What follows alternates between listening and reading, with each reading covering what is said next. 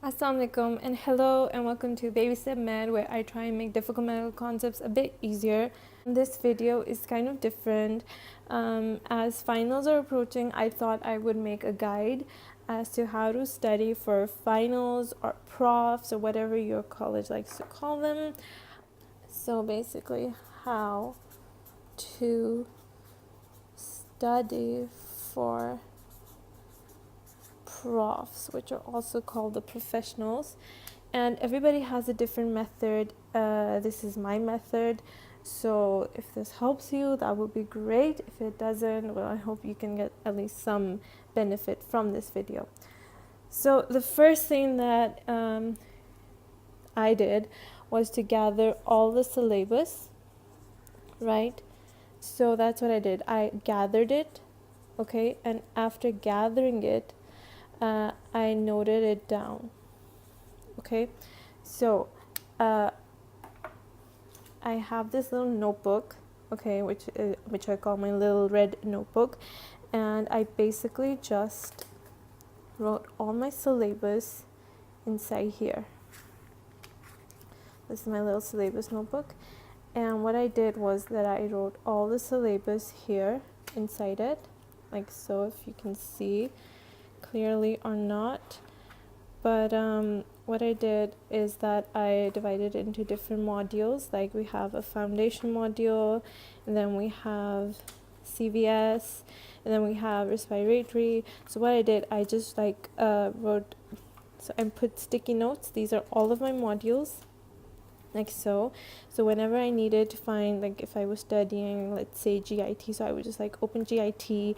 I'd see what I have in pathology, and what I have in pharmacology and stuff. Okay, so I wrote all the subjects with one color, and as you can see, I have made a double boxes.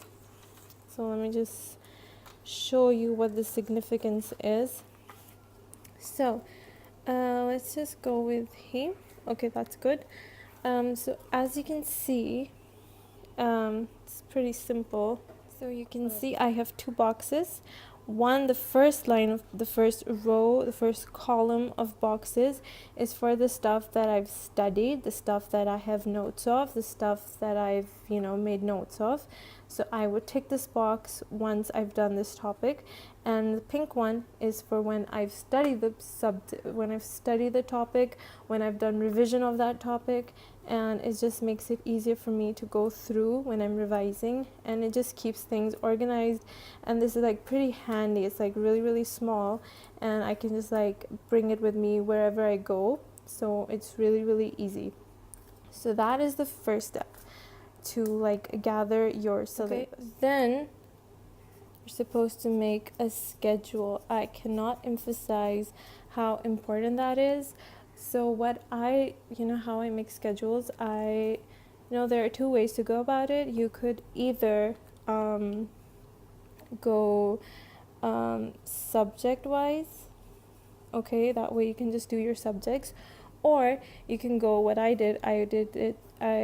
went system wise. So that's how I organize my syllabus as well. So what that does is that I basically I 1, 2, 3, 4, 5, 6, 7, 8, 9. So I have 9 systems. So I would divide it really simply, 3, 3, 3. Okay, so that's how my basic schedule was like. So I have to do 3 modules, and let's say it depends on the content of the syllabus, but this is what I did. I divided it into 3, 3, 3, and then I used to do 2 subjects per day. So I did things that require more concepts in the morning, and things that require more learning in the evening, because you don't really need a fresh mind to memorize stuff. So that's what I did. So I would do physiology in the morning, and then I would do anatomy in the evening, and then that's how I divided it.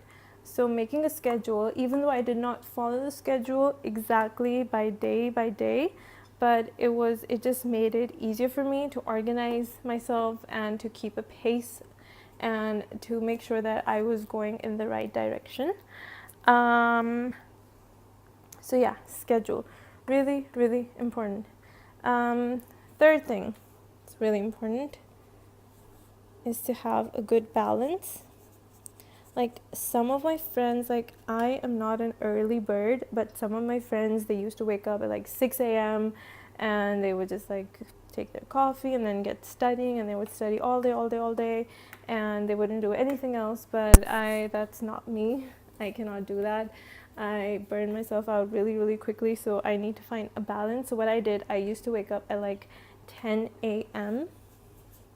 Okay, some people would freak out and be like, oh my gosh, 10 a.m. But I would wake up at like 10 a.m. and then I would have my breakfast. I would watch funny videos on YouTube or like watch anything entertaining, and I would get myself in the zone, and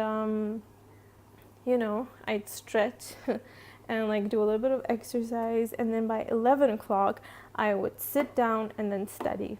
And my way of studying was really, really simple. I'll get to that as well. But I kept it like balanced, and like in between I would take breaks as well. So I followed the